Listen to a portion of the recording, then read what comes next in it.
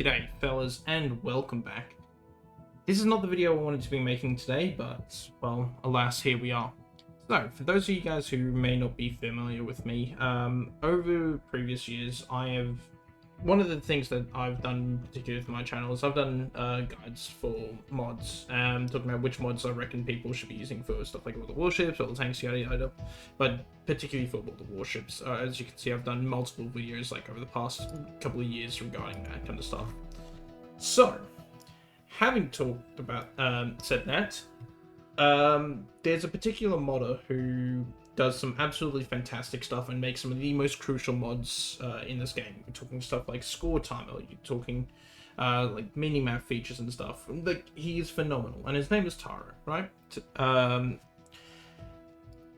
Imagine my surprise state when I jump onto Reddit and I see this. Taro mods will no longer be supporting the official tournaments.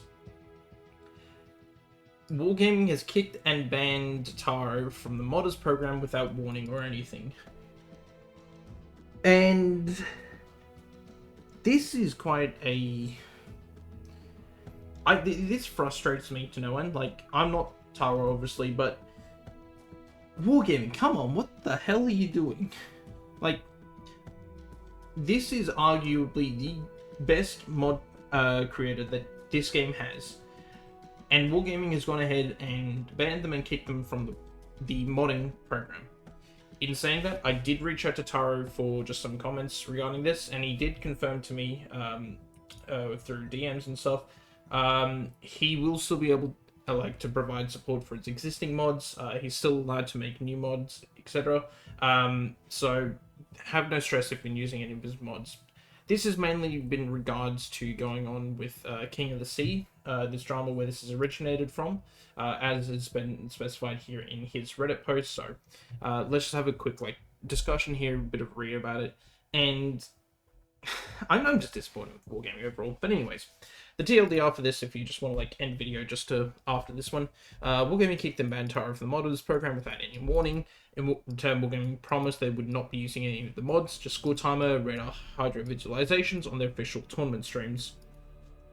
If there's any, and as a result, what Taro said here is you should definitely check out some of the streams of the ongoing King of the Sea, compare the streams of the official channel and the other casters, any community contributors that might be streaming, and leave feedback. And the thing he's asking is to leave feedback to Wargaming about the official UI and the information that it provides, i.e. how much is lacking as a result of not being able to use these mods. And that's where that's going to be coming from here.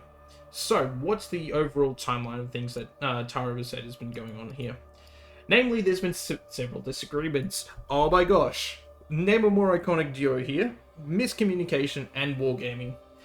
It's something that has persisted this company for ages. We've seen it with regards to previous stuff like the CC Exodus with Little White Mass and all of that major drama there. We've seen it happen with loot boxes. We've seen it happen before with different events, and it's just one of those things. Seriously, I mean, it doesn't.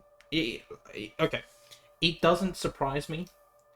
But at the same time, it is really disappointing to see that they still haven't got their miscommunications properly handled.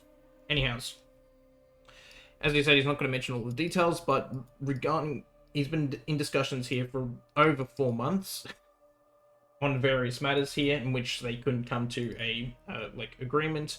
One of the them here was the rejection of a new mod, which is called Armament Monitor. And it shows you that the armaments that your allies are using / selecting. So we're talking here hey, are they got APs / high explosive shells loaded, for example, or are they using their torpedoes? That is my understanding of it. So if I'm a little bit wrong, please correct me, Taro, if you're watching this. But basically, that's what it was doing there. And Wargaming's reasoning for the rejection, as he states here, is it provides advantages to users / it shows the information that's not available in the vanilla client. But there's other things that are Wargaming has already approved, and we're talking about stuff here like consumables monitor, detection indicator, for example. And these mods they're fantastic to use, but Wargaming said they're okay, but this one's not. Consumables monitor, for example, it shows you what consumables your allies have got equipped. It shows you when they're active. It shows you when your allies' consumables are on cooldown. How is that any different from the armaments, for example, that they employed here? And unfortunately, they did not elaborate regarding any of this. With the only thing they're saying here is it may or may not be allowed in the future. And the weird one here as well is detection mod is not providing any advantages, which is surprising because like one of the things I've always said is like it is like advantageous to be running this because you know, for example, if your friendly destroyer is being radared, maybe he's under hydro, maybe he's been plane spotted, maybe he's been detected by an enemy destroyer that's gone close to it. You can work out information based on seeing what's going on with the allies and stuff. And Wargaming, the biggest issue here is Wargaming is inconsistent with their overall approach to this.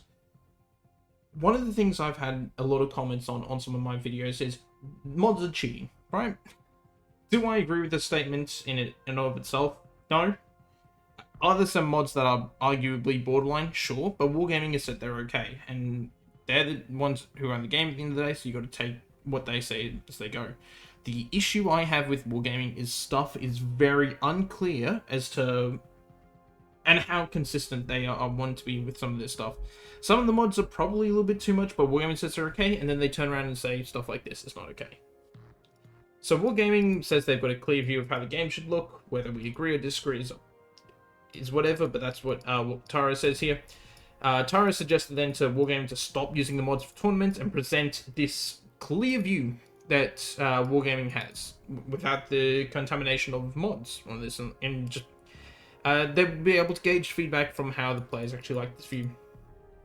And apparently, the idea of no, you're not allowed to use my mods anymore for the tournaments is them turning around and banning them from the modding group and taking away all the privileges. But it's just... Huh?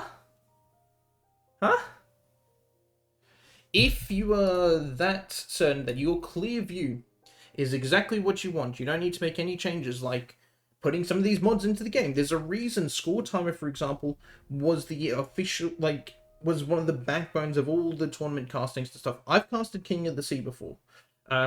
In the mod pack list that they provided, that is one of the staple mods that they ask you to use. You'll see it basically on every streamer's, or like CC streams, YouTube videos, whatever. It is that invaluable. My question is, why didn't Wargaming add this to the game already? If it's... But clearly, it's... I don't know, their clear view shows that they don't need it, and nobody else needs it as well. Anyhows, they won't be using any more Taro's mods in the official streams or for the official tournaments. And then he's just got some personal opinions and stuff down here. Obviously, he asks, if you're watching the official channel, official stream, leave feedback about how you feel about the UI and information, if there's enough, if there's anything missing. Yeah,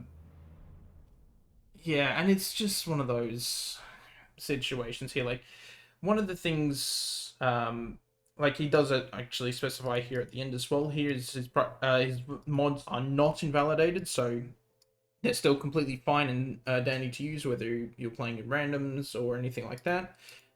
They may approved unless anything has been specifically stated otherwise, and you can continue them without risk at all. Okay.